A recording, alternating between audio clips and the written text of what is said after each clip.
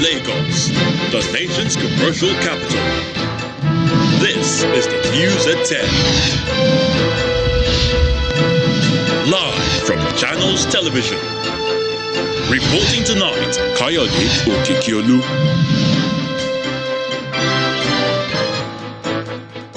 Tonight, fuel subsidy payment ends in June this year. Federal government declares. The Minister of Finance says 3.36 trillion naira provision made to cover the first 6 months of 2023. Federal Capital Territory High Court strikes out allegations of false assets declaration against INEC Chairman. Professor Mahmood Yakubu bars the DSS and other agencies from further investigating him. And presidential candidate of the NNPP, Rabiu Kwankwaso, kicks against endorsement of candidates by statesmen, says decision has no effect on electorate ahead of the general elections. On Business News tonight, Nigeria's oil production climbs to 8-month high of 1.35 million barrels per day in December, and that's according to latest survey by Bloomberg. And on sports news tonight, Argentina forward Lionel Messi receives a guard of honor from his Paris Saint-Germain teammates after leading his country to a third World Cup victory. From Abuja, the Department of State Services says it has arrested 2 suspects, including the mastermind in the explosion near the palace of traditional ruler of Okene, Kogi State on December the 29th, 2022. And in international news from London, Russia has said a New Year missile attack that killed at least 89 Russian soldiers happened because troops defied a ban and were using mobile phones.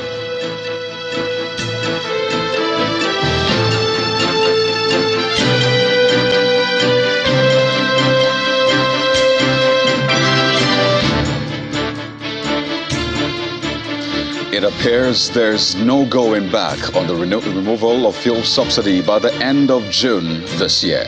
The Minister of Finance, Budget and National Planning, Mrs. Zainab Ahmed, during the 2023 budget breakdown in Abuja, doubled down on the federal government's previous position, as she pointed out that the government only budgeted 3.36 trillion naira for subsidy, which is just enough for the first 6 months of the year.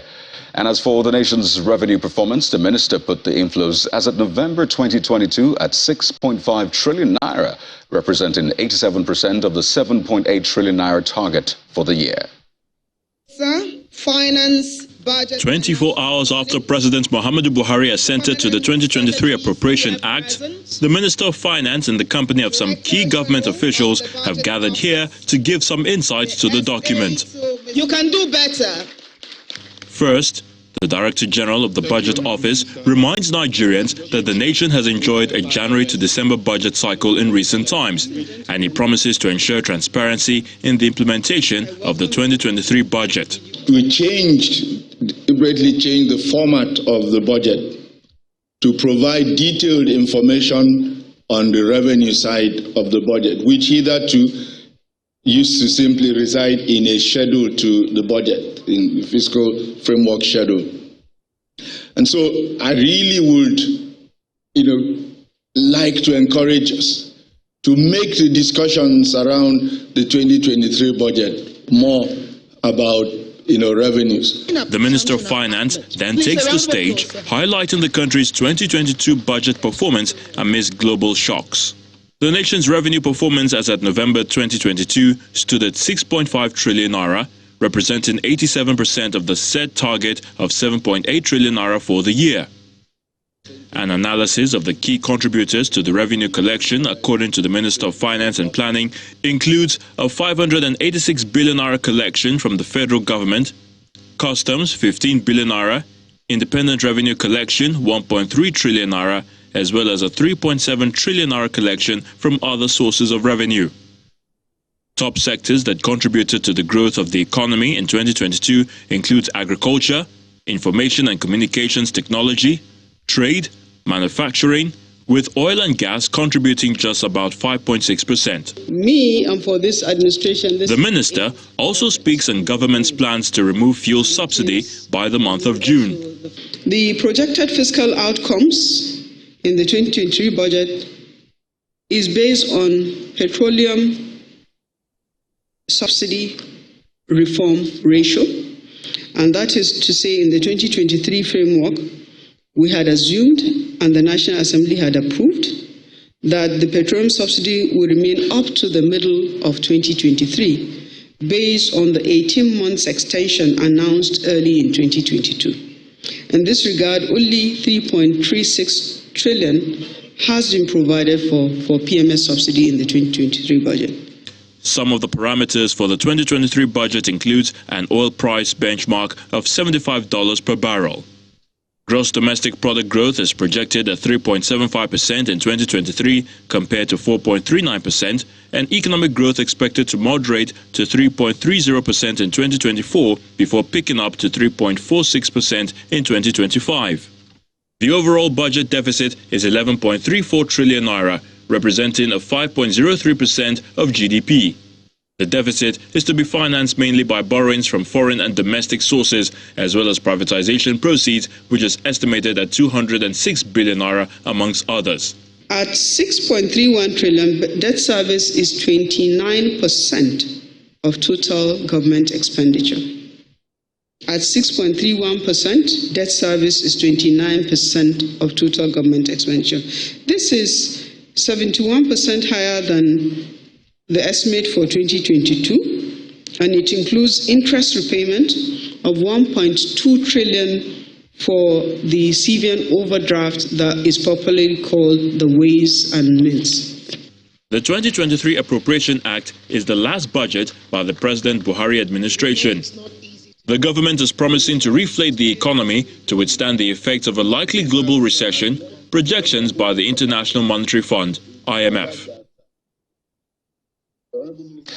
Meanwhile, Professor of Political Economics, Pata Tomi, is warning against what he calls the potential consequences of the 2023 budget. Professor Tomi, who is of the view that the spending draft is neither people-friendly nor job creation sensitive, is asking the federal government to take drastic measures to channel its finances towards productive activities to stimulate economic growth. He was our guest earlier on Politics Today. Where we are today, all the money that has been created has created little value in the Nigerian economy. We've serviced debt, and we've done the kind of projects that have put money in the pocket of a few people. That's state capture, so for you. And those people have spent the money in a way that has not led to economic growth. In one phrase or one sentence, how would you describe the management of the economy under Buhari? Not people-friendly, not job creation sensitive, not economic growth oriented. What would you say is the cause? You alluded to this CBN being overboard the other time. Because we're in the politics of prebendal sharing.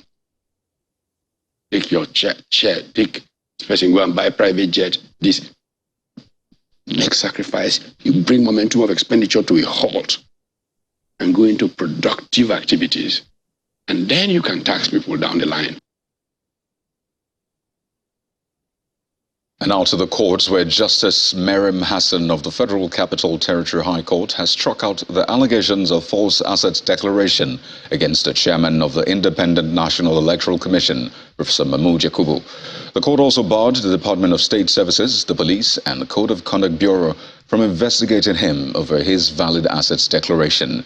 In an originating summon filed by one Somadina Ozabaka against the Attorney General of the Federation and Professor Mahmood Yakubu, the claimant sought, among other things, an order of mandatory injunction compelling the INEC chairman to step down pending the investigation and consideration of the allegations against him by the various law enforcement agencies.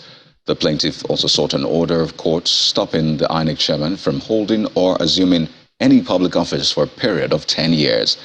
In his response to the allegation, Professor Yakubu gave the court several exhibits to show the sources of money for the purchase of the properties which the plaintiff alleged were illegally acquired, and insisted that his assets declarations were validly done. In delivering judgment, Justice Hassan found that the declaration of assets by Professor Yakubu was lawful, valid, and in compliance with the law, and that he cannot be investigated by any of the security agencies listed by the claimant. Meanwhile, preparations ahead of the general elections appear to be in top gear as the Independent National Electoral Commission says it has received the last consignment of the Bimodal Voter Accreditation System, BVAS, for the February and March polls. With this arrival, INEC spokesperson Mr. Festus Okoye says the Commission has now taken delivery of the required BVAS for all the polling units in the country. Mr. Okoye, in a statement, listed 4 airport hubs, which he says the Commission had created in Lagos, Abuja, Kano, and Port Harcourt to receive voting materials for distribution to states ahead of the elections.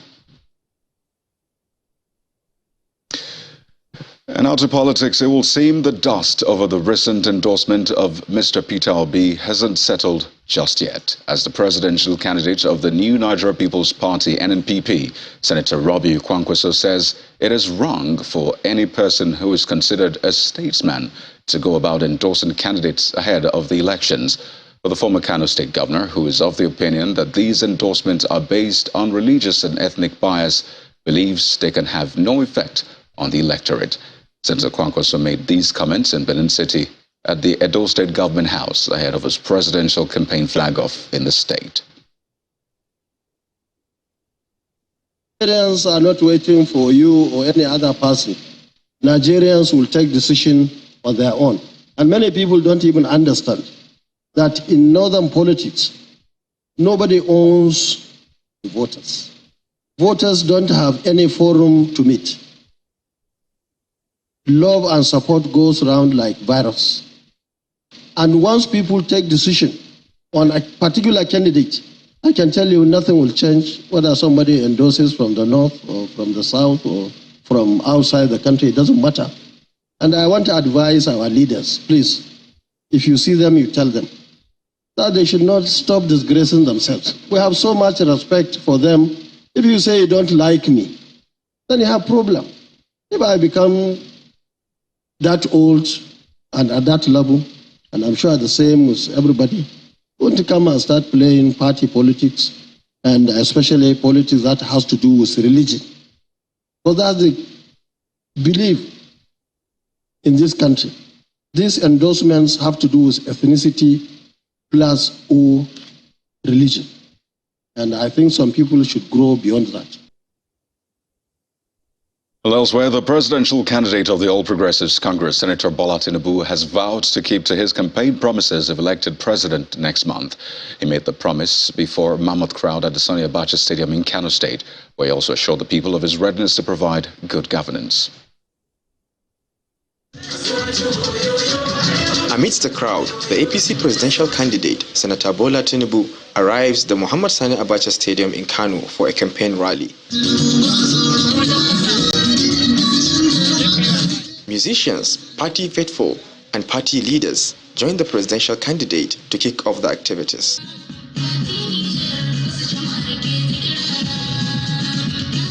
The governor of Kano State, in his address, says Kano State is the biggest democracy in Nigeria. We are the biggest, we are the largest democracy in Nigeria. We are the biggest because we have 44 elected chairmen. We have 484 elected councillors. And we have 3 senators, all of ABC, 24 members House of Representatives, 40 members of State Assembly. This is the greatest democracy in Nigeria. The vice presidential candidate, who spoke in Hausa, promised that the APC administration will complete the gas pipeline project and other important projects in Kano.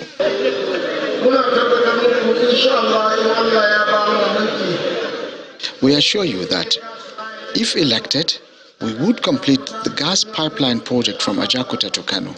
We would also complete the road construction project from Kano to Abuja. The rail line from Kano to Jigawa and Niger Republic will also be completed by the grace of God. The turnout at the stadium is a delight to the candidate as he shows his dancing skills.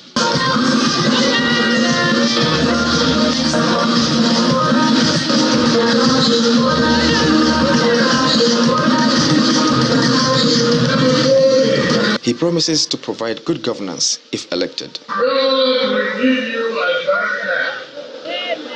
I will give your family peace and harmony. I will serve you. Serve Nigeria and get my family. Always, always. God bless you. Other party members, including the national chairman of the party, governors, and party faithful, are optimistic about their victory in the 2023 elections. Sadiq Ilyasu, Channels Television News. In part two, after the break, we continue our assessment of sectoral performance in 2022. And tonight, politics takes the center stage. That's in a moment. Do stay with us.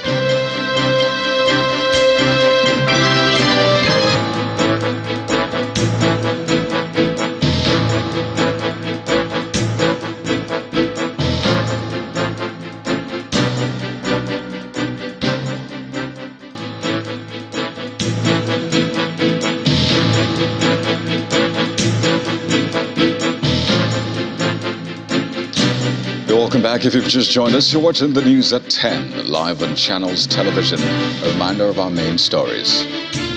Fuel subsidy payment ends in June this year. Federal government declares.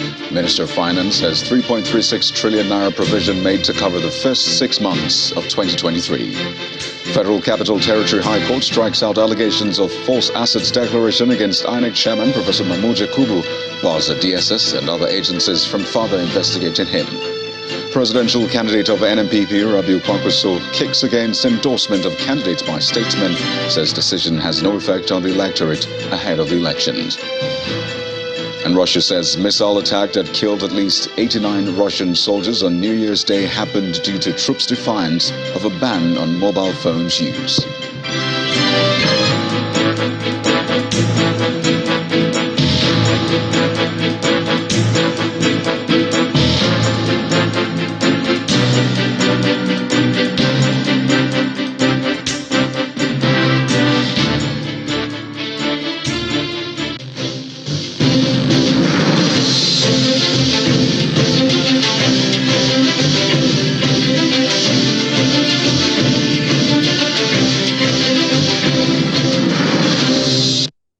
We continue our 2022 review series, and tonight we take a closer look at the politics in Nigeria and some of the major events that took place. In this next report, our political correspondent, Seun Okinbaloye, captures some of the major political moments in the past year. Should be a consensus and indirect. So if they do that, would you sign it? Yes, I will. I will sign. That was the year opener in politics and an anticipated assurance from President Muhammadu Buhari that he will sign the electoral bill into law. With so much intrigues and power play in the National Assembly, the bill got to the president and he made true to his words. He signed what is now the Electoral Act 2022.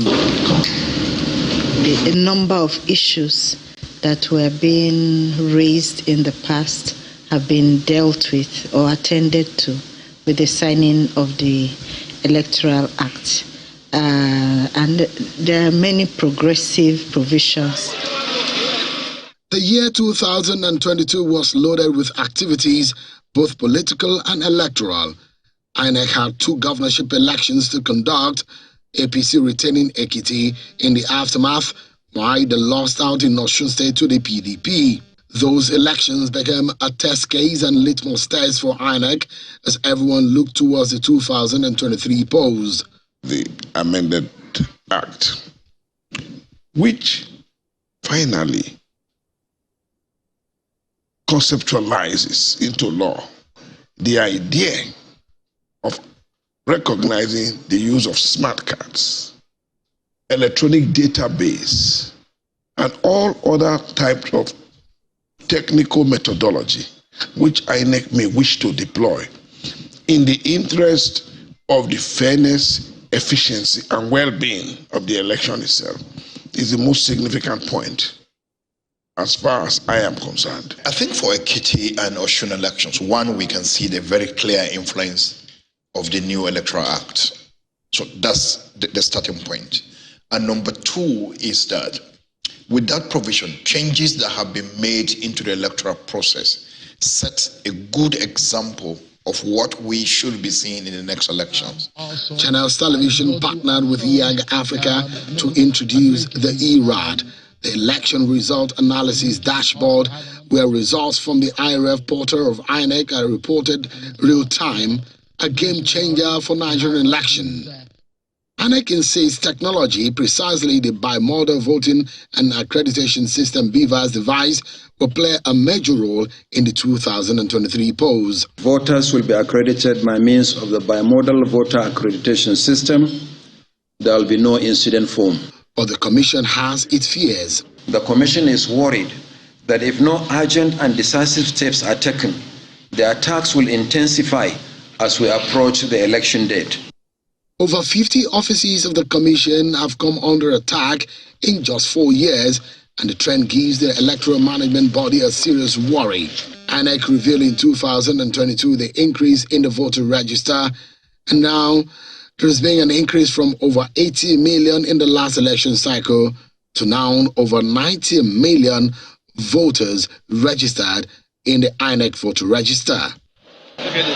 Some of the intense moments of the year 2022 were the conduct of presidential primaries and the emergence of the candidates. Bola Tinubu emerged victorious from a most intriguing contest, while some ministers in the federal cabinet having to bow out while some changed their minds along the line and got back to their jobs.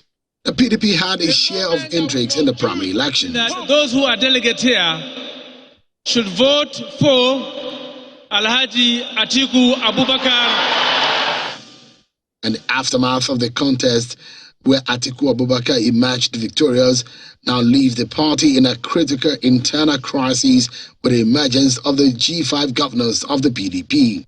The presidential race in several election cycles has always been a two-horse race, but 2022 brought with it a new twist, with the third and fourth horses looking strong too.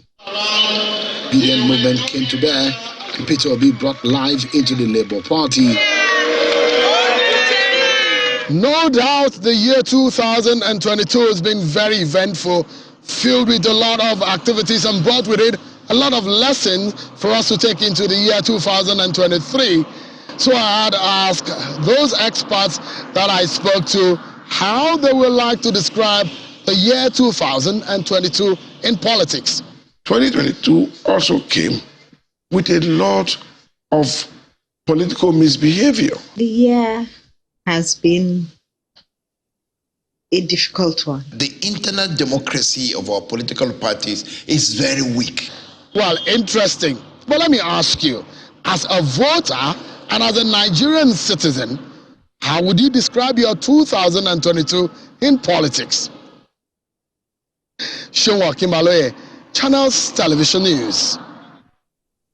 Well, let's get some more perspective on this subject. We're now being joined on the news at 10 by Professor of Political Science, Nasarawa State University, Professor Jidofo Adibe. He joins us live from our Abuja studio. Good evening, Professor, and thank you for joining us on our flagship. Yeah, thank you very much, Kaede. Well, Prof, let's, naturally take a cue from that hanging question from the report. How would you describe 2022, which incidentally marked 23 years into Nigeria's practice of democratic politics? Did we improve on the things that matter most? Yes, I think we improved in some, and we retrogressed in others. For example, pushing the primaries, bringing the primaries, giving a longer, making parties to hold their primaries early enough, has created room that we are not likely to have a lot of litigations after the election concerning who ought to be the rightful candidate. On the other hand, there were some issues that were not properly anticipated by the Electoral Act. For example, the idea of, the people just stepping down for others. at the last minute. We saw it with Atiku and Tambuwa stepping down for Atiku. We saw it with Ashowaju, Kayode Fayemi and others stepping down for him. I think that kind of, perverted the process. So in some areas we made progress. In others, there's still room for improvement. Now, specifically, Prof, in the area of political awareness, especially for Nigerians, how would you rate that area, particularly in pushing for what we can describe as a dividends of politics? Yeah, I think political awareness was really animated by P2B. I think we must give him credit. However, his own run turns out, he came out in vain against the system. And a combination of factors, maybe dissatisfaction with the quality of the candidates of the two main parties and the fact that the students were on prolonged strike and other factors, he simply struck a chord with the young population, and they trooped out to register, and the entire political process became highly animated. Well, let's wind down with this, Prof. We're on the verge of our general elections. I mean, they're frontline candidates, as they have said. We'll see a lot of young people voting. What are your expectations for this election, and perhaps what you think we can do better this year? Well, there are things we have to see how it plays out. Across the world, we see internet, social media playing pivotal role in the outcome of elections in many countries. We don't know how it plays out. One party has been ridiculed as being only active in the social media. And other places, even in the media, we talk about media convergence, the convergence between the online and offline. That has to be tested only after February, after the election. We have to see how it works out. But other progress, some of the things we have to look at, for example, having 150 days for campaign as opposed to the 90 days we had in the 2010 Electoral Act, we have to check whether it has increased the cost of politicking and the cost of campaigns. These are some of the things we have to do in when the elections are concluded, and we have to do, an analysis of how it all went. Well, the coming weeks will definitely be interesting politically, but I would like to thank you so much for your time on the News at 10. We've been speaking with Professor Jideofor Adibe, who's a professor of political science of Nasarawa State University. Thank you so much for your time. Thank you very much.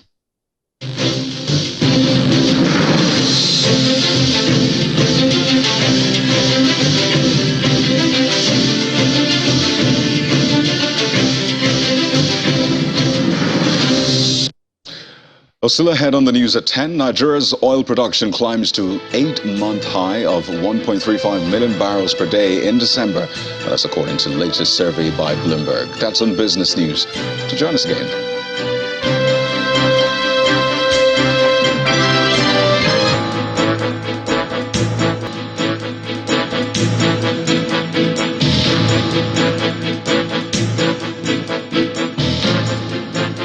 Well, let's switch gears now on the News at 10 and head over to our Abuja studio where Linda Akigbe is sitting by with more. Well, Linda, it looks like a major bust by the DSS. Yes, a major one, like you said. So the DSS says it has arrested a suspected mastermind of the explosion near the palace of the monarch of Ibira land in Okene local government area of Kogi State during the visit of President Buhari to commission some projects in the state on December the 29th, 2022. At least 3 people were killed in the attack. The spokesperson of the DSS, Dr. Peter Afunaya, in a statement explains that Abdulmumin Ibrahim Otaru, also known as Abu Migdad, and one of his associates, Seydu Suleiman, were arrested yesterday, January 3rd, following an investigation by the service. He explains further that it was ascertained during investigations that Otaru, who allegedly operated a terrorist cell in and around Kogi State, was a high commander of the Islamic State West African province, ISWAP. He was said to have either coordinated or been involved in the attack on the Nigeria Police Area Command, Ika Ohizein, in Okehi local government area of Okogi State on June the 24th, 2022, in which one inspector, Idris Musa, was killed and 2 AK-47 rifles were carted away. Also, the suspect is said to have taken part in the attack on Kuje Medium Security Custodial Center in the FCT on July the 5th, 2022, and the attack on the West African Ceramics Limited in Ajaokuta, Kogi in August 2022, in which 5 persons, including 1 Indian, 2 policemen and 2 drivers of the company were killed, while 3 other Indians were kidnapped. It says the 2 suspects are in custody and will be prosecuted accordingly. We go over to Rivers State, where there seems to be no slowing down in execution of infrastructure projects by Governor Wike's administration. The latest is the inauguration and flag-off of the construction of the Akpabu-Egbeda-Elele-Omuku Link Road. The road, which will connect 2 local government areas, is expected to serve as an agro-allied corridor in the state. With barely 5 months to leave in office, Governor Nyesom Wike of Rivers State is showing no sign of fatigue in executing his social contract, especially in the provision of infrastructure.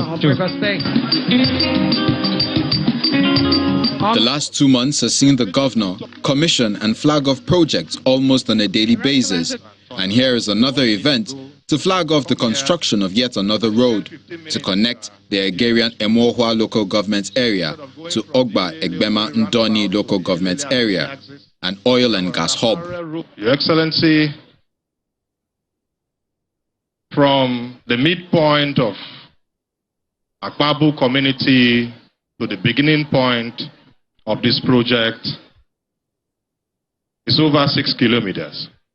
Somebody traveling from Omoku, for instance, and wants to link up Emoha does not need to go that route and turn around. All you need to do is to come here, and in 10-15 minutes you are on East-West Road. Governor Wike says fulfilling his electioneering promises distinguishes him from other public officers. His Excellency, yes. He, however, urges the benefiting communities to scrutinize the antecedent of any politician coming to campaign in this year's election. I made promise, and when I make promise, I must fulfill my promise. But let me tell you, don't make mistake.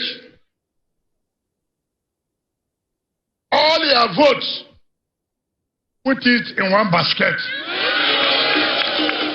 Do you understand me? Put it in one what? Basket. Carry on. Give us for governorship. Give us for House of Reps.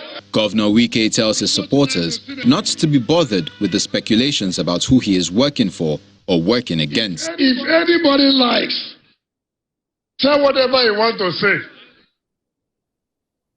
Say I am working for social person, it's your business. Say I'm not working for social person, it's your business. That will not deny or make me change my mind where we're heading to. If we can talk about we can say you wanna know we can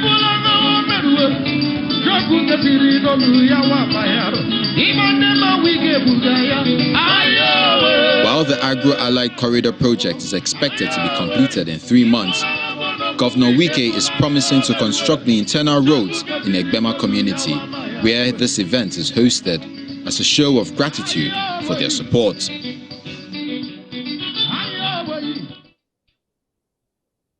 In other stories, the lawmaker representing Yagba East, West and Mopamuru Federal Constituency at the National Assembly in Kogi State, Mr. Leke Abejide, has promised residents of the area that infrastructure development and youth empowerment would be his major focus in 2023. Mr. Abejide stated this in Alu Yagba East local government area of Kogi State, where he distributed SUVs to 48 traditional rulers in his constituency. According to him, a situation where traditional rulers drive around town in rickety vehicles does not bode well for their status.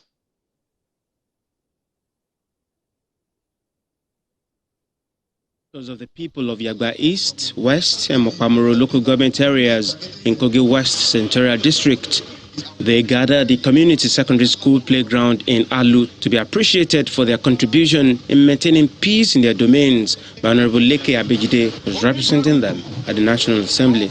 Addressing the gathering, the Chief of Staff to Mr. Abejide says the gesture has nothing to do with politics, but a way of putting smiles on the faces of the royal fathers. There are two distinct things that we have to separate. Politics is in its own way, far different from traditional institution. The two are not mixed together.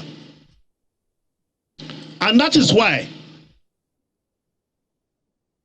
the roles he played into the masses' life in Yagba, he believes is representing everybody, not minding the inclination of the person. For the lawmaker, a situation where traditional rulers in his constituency attend important events on motorcycles leaves much to be desired, saying that has to change.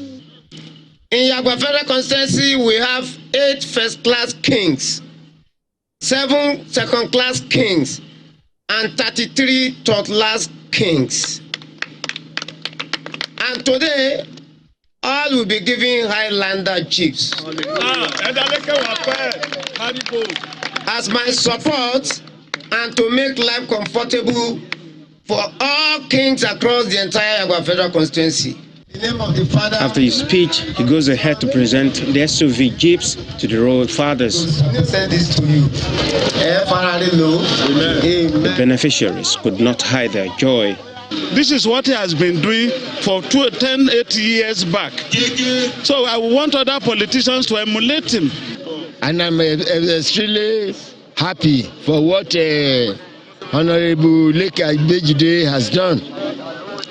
By this time last year, he promised that he will do it, and he did it. As the traditional rulers drive home in their cars, he appealed to other public-spirited individuals to emulate Honorable Abejide's gesture in making life more comfortable for others.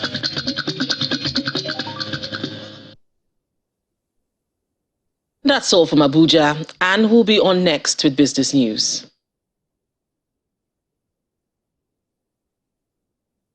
Banking so easy, so simple. Dial *894# now to experience it. You first, First Bank.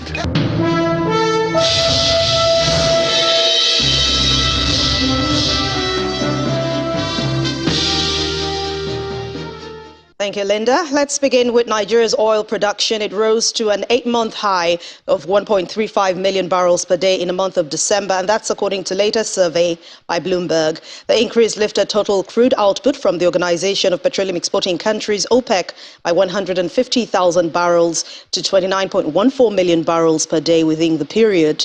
Industry experts have attributed the new rise in the country's oil output to the federal government's crackdown on oil theft, which includes the monitoring in real time of oil infrastructure with the NNPC's new automated platform, as well as whistleblower scheme against oil thieves in the country.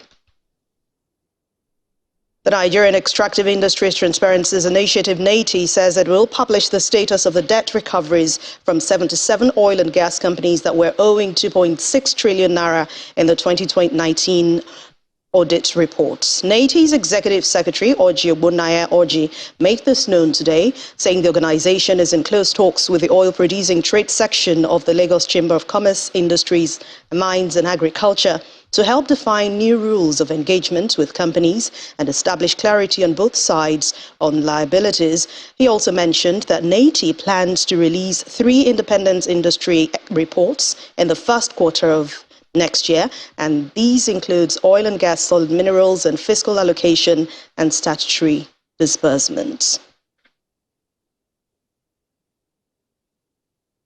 Let's head to the stock market today, where it's sustaining the gain recorded on Friday, on the first trading day of the year. Investors are still extending their interest for some mid-cap and high-valued stocks. John Mekwa has the details.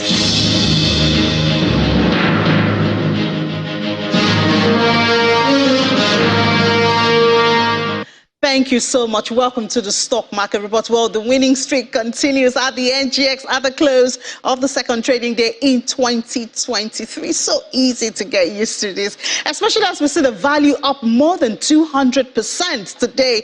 Went from about 4 billion yesterday to over 13.5 billion naira in one day. Good news for us. But we still have a little bit of red. That's where volume comes in. It's down about 15% less than what we had yesterday, 266 million. But thankfully, the deal is also just slightly different in the green today. The most active stocks by volume today was led by Boer Cement.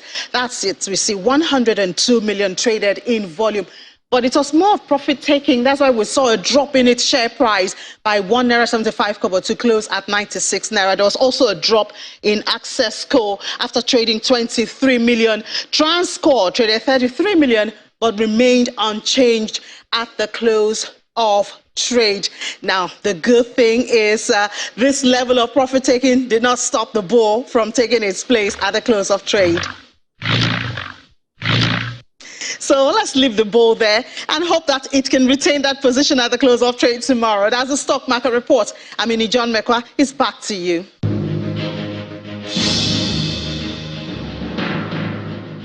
Thanks a lot, Ini. Now let's find out how major global stock markets ended midweek trading session today.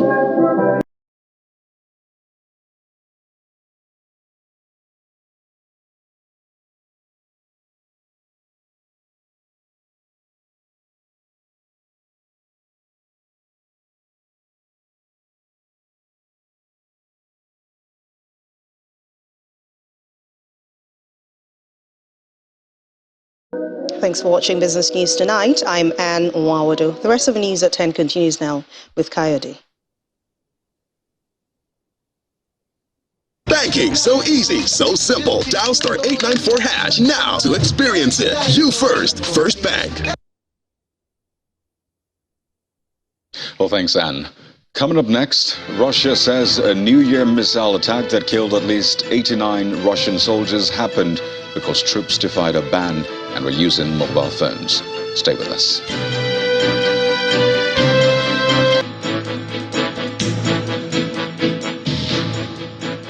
U.S. Republicans are yet to elect a new Speaker of the House of Representatives as Kevin McCarthy, after 5 rounds of voting, has failed to secure the required number of votes. At the end of voting today, McCarthy got 201 votes compared to the Democrats' nominee Hakeem Jeffries, who got 212. The Republican challenger to McCarthy, Byron Donald, secured 20 votes. Simon PC has more and Around the World in 5. The Honorable Kevin McCarthy of the state of California. Good evening and welcome to the channel's studios here in London with your international news around the world in 5. Russia has said a New Year missile attack that killed at least 89 Russian soldiers happened because troops defied a ban and were using mobile phones. 1 января в 0 часов 1 минуту по московскому времени. Russia's defense ministry said turning on the phones and massive use of them allowed the enemy to locate its target. Ukraine says 400 soldiers were killed and another 300 wounded in the attack on a military college in the occupied Donetsk area. Several Russian cities held rallies to commemorate those killed. Mourners laid flowers in Samara, Toliati, and other Russian cities where some of the drafted Russian soldiers killed on Sunday had come from. On a day of high political drama, Republican leader Kevin McCarthy repeatedly failed in his bid to be elected Speaker of the United States House of Representatives. The House adjourned without a Speaker the first time since 1923 they had failed to choose a leader after a first-round vote. The Honorable Kevin McCarthy of the state of California has received 202. No person having received the majority of the whole number of votes cast by surname, a Speaker has not been elected. It was supposed to be a victory lap for the Republican Party as it took control of the lower chamber. Instead, though, Mr. McCarthy faced a rebellion from within his own ranks. The California congressman has lost 3 consecutive votes for Speaker so far. They will keep voting until someone wins a majority. And they even came to the position where one, Matt Gaetz, said, I don't care if we go to plurality and we elect Hakeem Jeffries, that it hurts the new frontline members not to get reelected. Well, that's not about America. And I will always fight to put the American people first, not a few individuals that want something for themselves. So we may have a battle on the floor, but the battle is for the conference and the country, and that's fine with me. Myanmar's junta has held a parade to celebrate the country's 75th Independence Day in the capital amid conflict with opposition groups across the country. Speaking at the parade, Myanmar's junta chief accused some countries of trying to intervene in his country's affairs, while thanking others, including India and China, for their cooperation. There are also floats alongside elephants and a flypast on display.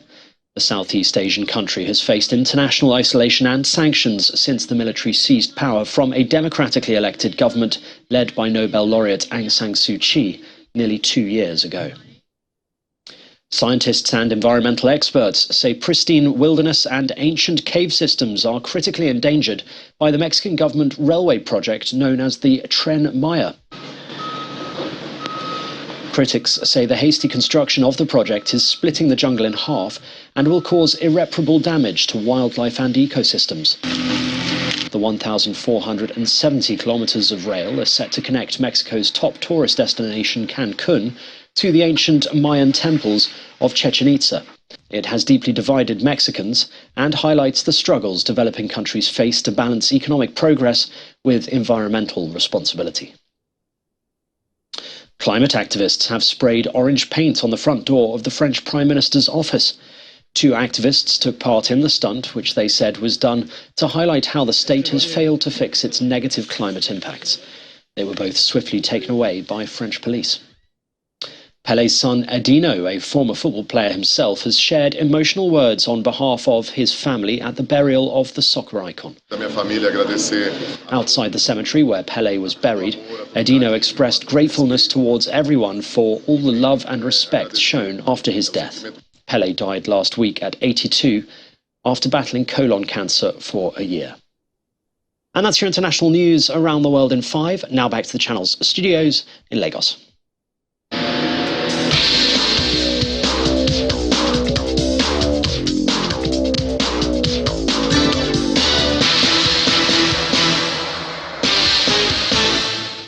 Thank you, Simon. Welcome to Sports News. Now, PSG have announced that Lionel Messi has returned for club duties after guiding Argentina to an epic World Cup final victory over France. The 35-year-old 7-time Ballon d'Or winner reported back to the club's training ground as they prepare for Saturday's French Cup tie at third-tier side Châteauroux.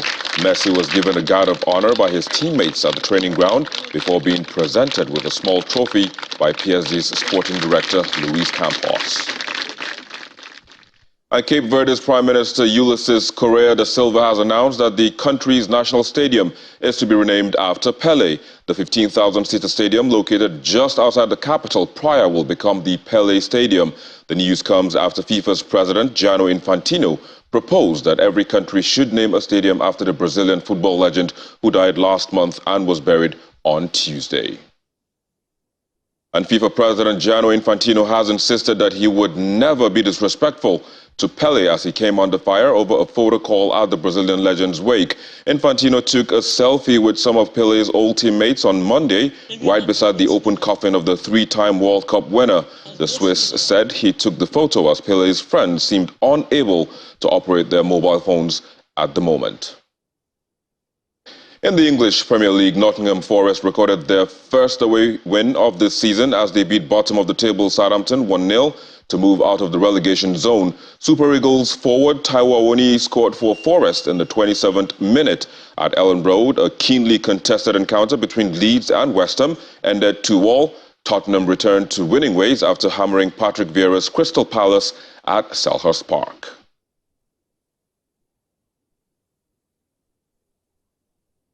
And that's a wrap on Sports News. I'm Victor Matthias. Thank you for watching. It's back to Kaide with the wrap of the news at 10.